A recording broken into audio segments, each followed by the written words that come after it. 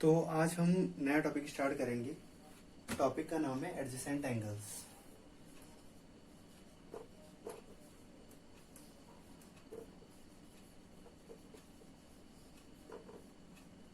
ठीक है, एडजेसेंट का मतलब होता है ठीक बगल वाला। एडजेसेंट का मतलब होता है ठीक बगल वाला। तो अगर सपोज करो हमारे पास दो एंगल ऐसे हैं,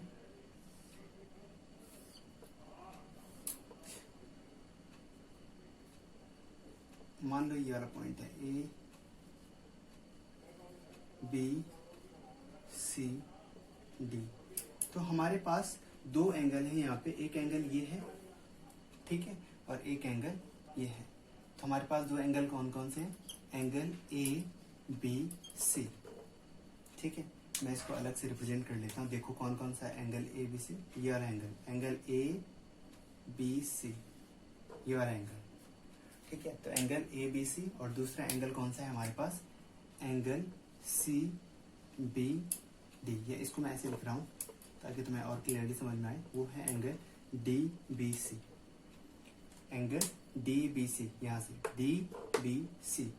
तो ये ब्लैक, ये वाला angle, that is the D B C, ये वाला एंगल। ठीक है, अगर तुम इन एंगल को ध्यान से देखो, मान लो मैं इस वाले एंगल को कहता हूँ कि ये वाला एंगल है 45 डिग्री का और ये वाला एंगल है 65 डिग्री का, ऐसा मान लो। ये वाला एंगल 45 डिग्री का और ये वाला एंगल 65 डिग्री का। अब इन दोनों एंगल में एक साइड कॉमन है। देखो ए बी सी, ये वाली साइड इस वाले एंगल में भी आई, और जब मैंने बोला कि एंगल डी बी सी, तो ये वाली जो साइड है इस वाले एंगल में भी आई। तो इसका मतलब क्या है? इन दोनों में एक साइड है, that is the common side. तो कॉमन साइड क्या है? यहाँ पे बी सी है। तो इस टाइप के एंगल्स जिनमें एक साइड कॉमन होती है उसको हम बोलते हैं, वो क्या है? एडजेसेंट एंगल्स हैं। वो दोनों एंगल एक दूसरे के कैसे एंगल हैं? एडजेसेंट एंगल हैं, बगल वाले एंगल हैं, जिनकी एक साइड क्या होती है? कॉमन होती है। ठीक है, तो इस टाइप के एंगल्स को हम बोलते हैं एडजेसेंट एंगल। जैसे अब एक चीज और ध्यान देने लायक है इसमें, जो इनमें वर्टेक्स देखो, मतलब कॉमन पॉइंट देखो इन दोनों का। ठीक है, दोनों एक ही पॉइंट पे क्या है? बने हुए हैं। तो एडजेसेंट एंगल वो एंगल होते हैं जिनमें क्या होती है? एक कॉमन साइड होती है और दोनों का जो वर्टेक्स होता है वो क्या होता है? सेम होता है।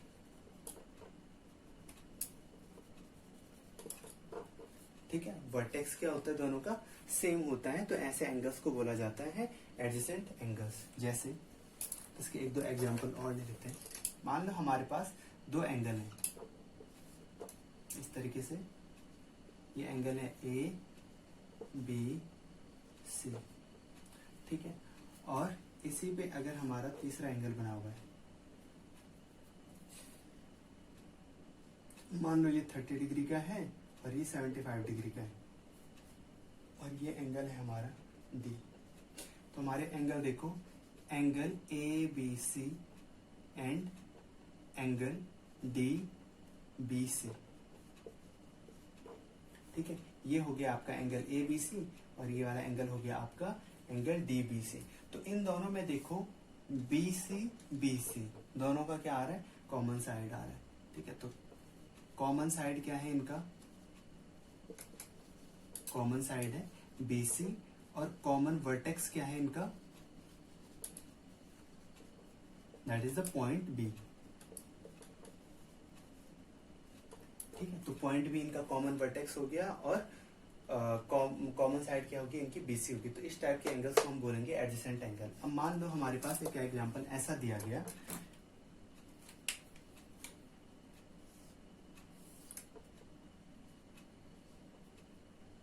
पी क्यू आर, ठीक है, और यहां पर एक एंगल और दिया गया। ठीक है, मान लो ये 30 डिग्री का और ये है आपका 60 डिग्री का। अब हमसे पूछा गया कि क्या ये दोनों एडजेसेंट एंगल हैं। ठीक है, तो अगर इसको ध्यान से देखें, इन दोनों में ये वाली साइड पूरी नहीं बट कॉमन है। ये वाली जो साइड है कॉमन तो है, लेकिन पूरी साइड नहीं है, केवल इतना पोर्शन क्या रह रहा है? शेष रह रहा है, बाकी ये वाला साइड कॉमन है। तो इसमें ना तो साइड पूरी तरीके से कॉमन हुई, ना ही इनका वर्टेक्स कॉमन हुआ। इसका वर्टेक्स ये वाला पॉइंट है। अगर मैं इस वाले पॉइंट को नाम दूं ए, तो इस वाले एंगल का, एंगल MAR का जो वर्टेक्स है वो पॉइंट ए है, और एंगल PQR का जो वर्टेक्स है वो क्या है, Q है। तो इसमें वर्टेक्स क्या होगी, डिफरेंट होगी, वर्टेक्स होगी डिफरेंट, और कॉमन आर्म नहीं है, कॉमन आर्म या कॉमन साइड कुछ भी नहीं है। ठीक है, तो ये एंगल क्या नहीं है, आपके एडजेसेंट एंगल नहीं है।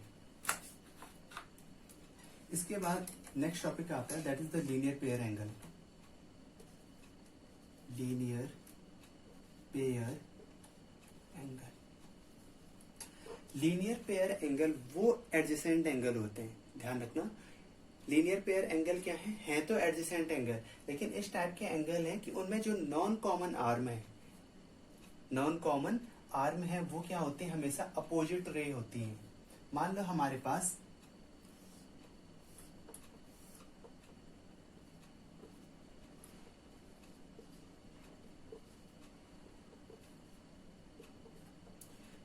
दो एंगल हैं, ठीक है, ये है 30 डिग्री का, ये है 60 डिग्री का।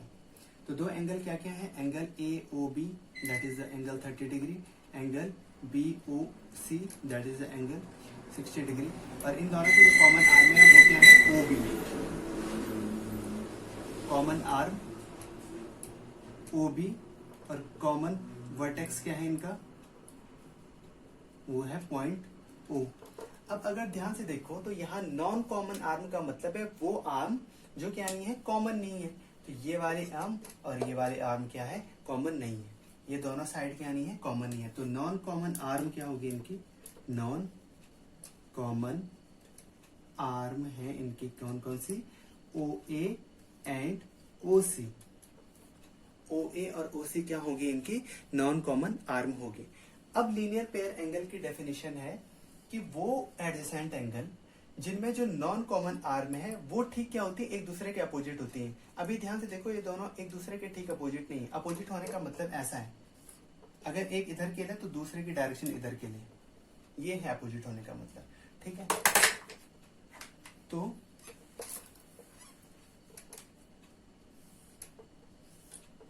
अगर सपोज करो ये वाला पॉइंट O, ये वाला A, ये B और ये C हो,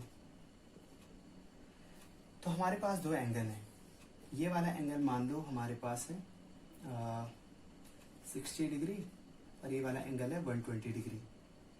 तो हमारे पास दो एंगल हैं, angle AOB and angle COB,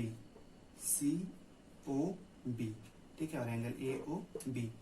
तो एंगल AOB और एंगल COB में देखो क्या इनका कॉमन वर्टेक्स है, बिल्कुल इन दोनों का कॉमन वर्टेक्स है O।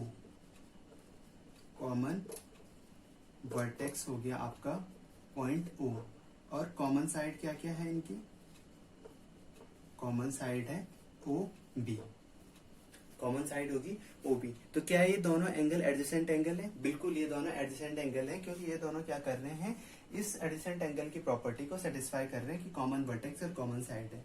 अब ध्यान से देखो, ये वाली साइड और ये वाली साइड क्या है, एक दूसरे के जस्ट अपोजिट है, ठीक है, क्या है, एक दूसरे के ठीक अपोजिट है। तो इस टाइप के एंगल्स को, इस टाइप के एडजेसेंट एंगल को जहां पर नॉन कॉमन आर्म क्या होते हैं, एक दूसरे के अपोजिट होती है, इस टाइप के एंगल्स को बोला जाता है linear pair angle. Linear pair angle यानी कि angle AOB and angle COB are linear pair angle, linear pair angle. अब आपको एक चीज और ध्यान रखनी है, जो लीनियर पेयर एंगल होते हैं बेसिकली वो लाइन के ऊपर बनते हैं। तो लाइन के ऊपर बनने वाला जो एंगल होता है, लाइन पर अगर मैं कोई पॉइंट लूं तो उस पॉइंट पर कितने डिग्री का एंगल बनता है, 180 डिग्री का एंगल बनता है। यानी कि लीनियर पेयर एंगल में जो वर्टेक्स होता है, वर्टेक्स पे जो टोटल एंगल बनता है वो 180 डिग्री का बनता है। कितने का बनता है, 180 डिग्री का बनता है। इसका मतलब क्या है कि इन दोनों एंगल का सम करके कितना आना चाहिए, 180 आना चाहिए। तो लीनियर एंगल, लीनियर पेयर का जो प्रॉपर्टी है वो क्या है, angle AOB plus angle COB must be 180 degree. ठीक है, ये प्रॉपर्टी है, इस प्रॉपर्टी को आपने ध्यान रखना है। अभी वाली कंडीशन में देखो, ये 60 डिग्री है, ये 120 डिग्री है। मैं वैल्यू पुट कर देता हूँ, ये 60, ये 120। तो जब हम इन दोनों को ऐड करेंगे तो एग्जैक्टली 180 आएगा। तो इसका मतलब क्या है, हमारा लेफ्ट हैंड साइड और राइट हैंड साइड इक्वल हो रहे हैं, तो ये क्या है, लीनियर पेयर एंगल है। लेकिन सपोज करो अगर मैं आपसे बोलता कि ये वाला एंगल है 110 डिग्री, ये एंगल है 110 डिग्री, और ये जो दोनों एंगल है, एंगल AOB और एंगल COB, वो क्या है, लीनियर पेयर एंगल है। तो आपको बताना था इस वाले एंगल का मेजर कितना होता है। तो मैं मान लेता कि इस वाले एंगल का मेजर होता है x। ठीक है, तो यहाँ पे क्या लिखा जाता है, x plus 110 is equal to 180। तो x को इधर ही रहने देते हैं और इस 110 को इस तरफ लेके जाते हैं, तो ये हो जाता है 180 minus 110, that will be the 70 degree. तो x की वैल्यू कितनी आ जाती, 70 आ जाती है। तो इस तरीके से ये क्या हो गया, आपके लीनियर पेयर एंगल हो गया। ठीक है, न्यूमेरिकल्स में जब हम क्वेश्चन करेंगे तो अब हम वहां पे देखेंगे कि इस तरीके से हमने इनका यूज करना है। फिर इसके बाद आता है vertically opposite angle. Next topic है वर्टिकली अपोजिट एंगल। ठीक है, वर्टिकली अपोजिट एंगल। वर्टिकल का मतलब क्या होता है, वर्टिकल का मतलब होता है ठीक सीधा, वर्टिकल का मतलब होता है सीधा, और अपोजिट का मतलब ठीक उल्टी डायरेक्शन में। ठीक है, तो सपोज करो दो रेज एक दूसरे को इस तरीके से काटती हैं। ठीक है, मैं नाम देके बताता हूं आपको। यह है आपका ABCD, और ये इंटरसेक्शन पॉइंट है इनका O। ये क्या है, इंटरसेक्शन पॉइंट है O। तो यहाँ पे देखो टोटल 4 एंगल बन रहे हैं। मैं अलग अलग तरीके से रिप्रेजेंट करता हूं।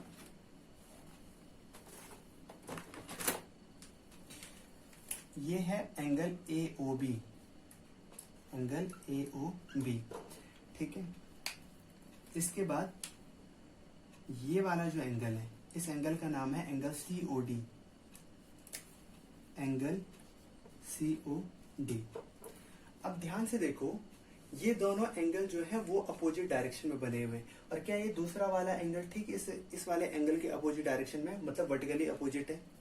ठीक है, तो ये दोनों जो एंगल हैं, ये दोनों एंगल क्या कहलाते हैं, वर्टिकली अपोजिट एंगल कहलाते हैं, वर्टिकली अपोजिट एंगल कहलाते हैं। तो हम लिखेंगे these are the vertically opposite angle.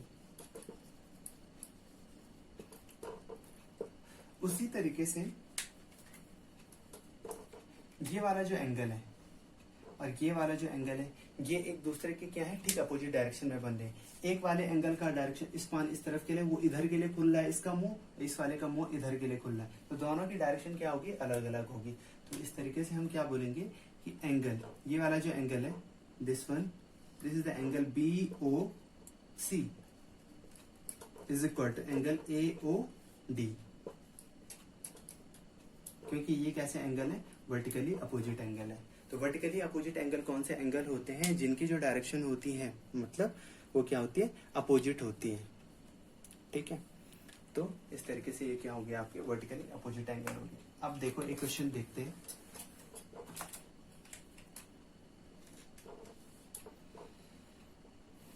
मान लो मैं कहूं कि ये वाला एंगल 60 डिग्री है और ये वाला एंगल है आपका, मान लो कि ये वाला एंगल आपको अननोन है, नहीं है आपको पता, आपको x, y और z एंगल की वैल्यू बतानी है। एक क्वेश्चन ऐसा आपकी एक्सरसाइज में भी है। ठीक है, मान लो ये वाला point O, A, B, C, D। तो इसमें दोनों क्वेश्चन आ जाएंगे, लीनियर पेयर वाला भी आ जाएगा और आपका वर्टिकली अपोजिट एंगल भी आ जाएगा। तो ध्यान से देखो, अगर मैं आपको बोलूं लाइन A, O और C पे ध्यान दो, इस वाली लाइन पे ध्यान देना और इस वाली लाइन पे ध्यान देना। तो ये पॉइंट A, ये पॉइंट C और ये पॉइंट B। तो क्या ये वाला एंगल और ये वाला एंगल एक ही लाइन पर बन रहे हैं? ठीक है, और क्या दोनों की डायरेक्शन जो नॉन कॉमन आर्म है वो अपोजिट डायरेक्शन है? ये वाला, इस वाले की डायरेक्शन इधर के लिए, इस वाले की डायरेक्शन इधर के लिए। ठीक है, तो दोनों की डायरेक्शन क्या है, अपोजिट है। तो इसका मतलब क्या है, ये दोनों कैसे एंगल हैं, लीनियर पेयर एंगल है। तो लीनियर पेयर एंगल है तो ये लीनियर पेयर एंगल की प्रॉपर्टी को सेटिस्फाई करेंगे, यानी कि angle AOB plus angle BOC is equal to क्या होना चाहिए, 180 डिग्री होना चाहिए। यहां हम इसका रीजन लिखेंगे because these are linear pair angle, linear pair angle. ठीक है, अब मुझे AOB की वैल्यू पता है, तो AOB 60 plus angle BOC is equal to 180 degree.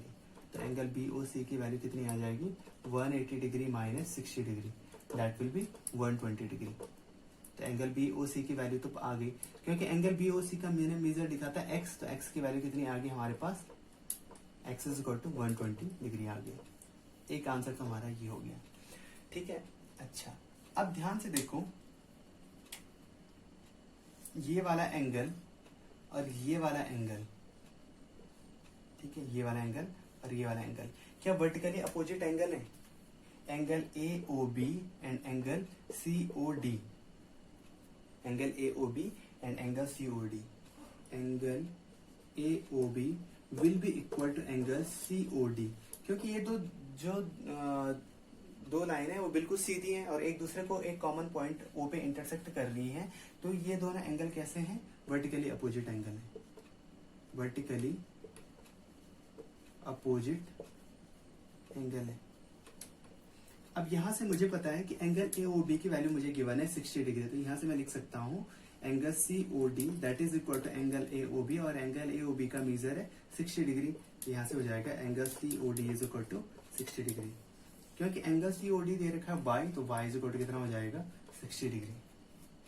अब हमको z की वैल्यू फाइंड आउट करनी है, तो z की वैल्यू फाइंड आउट करने के दो तरीके हैं। उन दो तरीकों में से एक तरीका क्या है कि अगर ध्यान से देखो, एंगल AOD और angle BOC vertically opposite angle है। ठीक है, ये वाला एंगल और ये वाला एंगल क्या है, वर्टिकली अपोजिट एंगल, ये वाला एंगल और ये वाला एंगल।